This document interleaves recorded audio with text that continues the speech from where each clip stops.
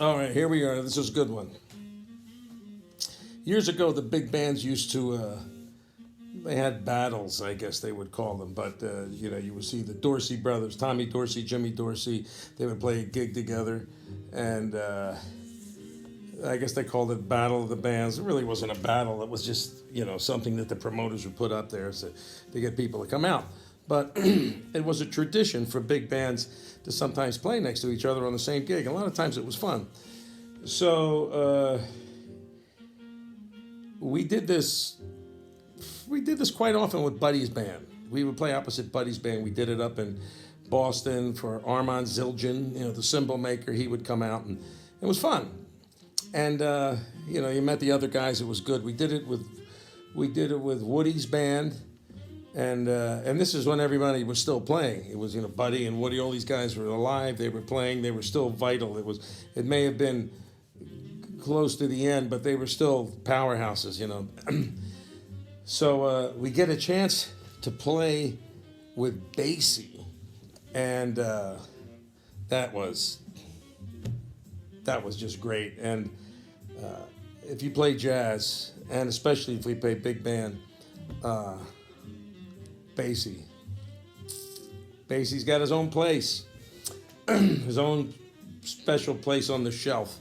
So we're going to this gig, and Basie's band is going to play first. And just a little thing before that, in my head when I first started to go out, I had all these big bands together in my head. Like I thought, ooh, there's Tommy Dorsey and Jimmy Dorsey and Buddy Rich and Maynard and Stan Kenton and Woody Herman and Duke Ellington and Count Basie and all these bands. But there were almost two generations of bands out there.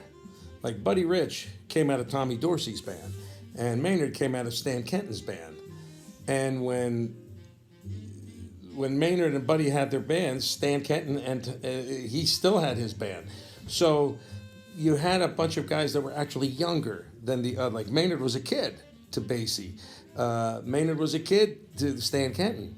So even though you would see these two bands at the same time, and in my head I had them, even though they existed together, they were from different eras. It's kind of interesting. So the reason I say that is we show up at the theater and Basie's band is already on stage. And I always want to see Basie and the guys in the band. And it was actually Basie. And this was a time that Basie was, he was driving around in his little golf cart because he had back problems.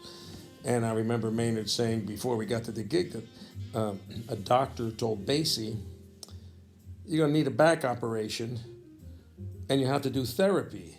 Or you're going to be walking around in a wheelchair, You're going to be in a wheelchair, you're going to need a cart to get around. And Basie said, I'll take the cart.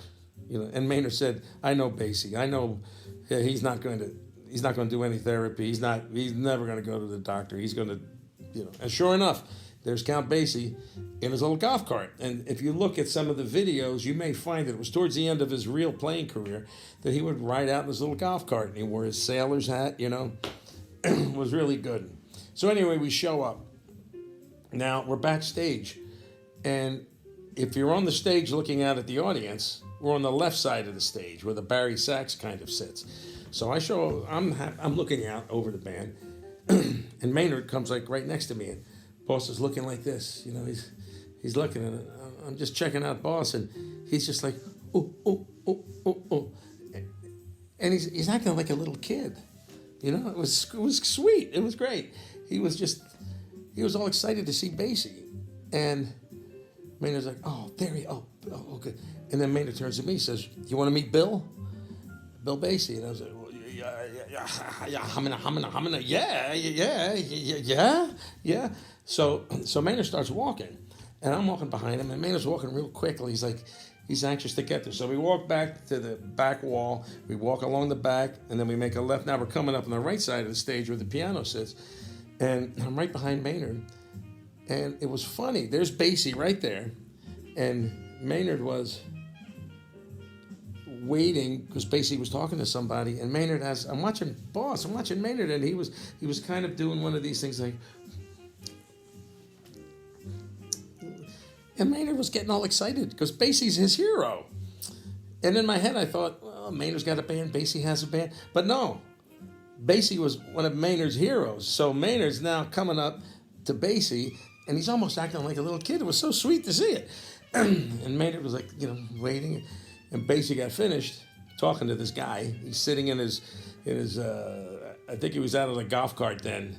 No, maybe he was in the, I don't know where, but he was real close to the piano bench. And, the guys are like warming up. And Maynard comes over and says, "How you doing, Bill?" And Basie looks up at Maynard and he pats Maynard's stomach and he says, "What's this, Fox?" And Maynard's laughing like, and he gives Basie a hug and he gives him a hug. And they're just talking. And I'm just looking at Maynard acting like a little kid. He's so excited to see Basie. And Basie just real generous and sweet with Maynard. And so they're talking. And I don't even remember what they were saying. I was all starstruck. And then Maynard says, "Oh, this is my Barry sax player, Denis DiBlasio." And Basie takes my hand, he shakes it, he goes, "I can't wait to hear you play. I know you're a great player to be playing with Maynard, who's one of my favorite people ever. I can't wait to hear you play." And I was just like,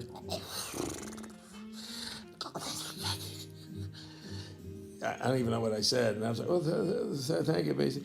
He wasn't waiting around to hear me play. When that band was done, they were going to get on the bus and move to the next gig, like they all do. But he was just so sweet to say that. And he was just, just so warm. And Basie it's hard to find anybody who played with Basie to even say anything bad about Basie. Basie was just one of those people, A lot of history with Basie. But Maynard was just like a little kid. And then, then we said goodbye, and I was like, "Oh my God, I met Basie." And Maynard he was all pumped up because he met Basie. So Maynard turned into a little kid when he just said hi to Basie. And I thought that was great. I thought that was kind of sweet, because for me, it made me realize that there's like a hierarchy with these guys who played. They loved the people who inspired them, and they always looked up to them. Like Maynard looked up to Duke, Maynard looked up to Basie, Maynard looked up to Stan Kenton, and to see that when so many people are looking up to Maynard, to see Maynard do it was kind of special. It just, we all have that reverence for the people who we love that turned us on to this music. And if you had a big band, Basie was like one of the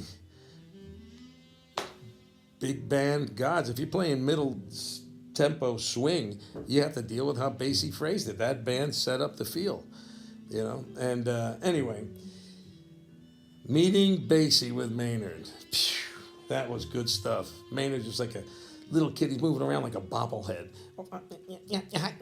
Oh, Bill. Sweet. It was really sweet.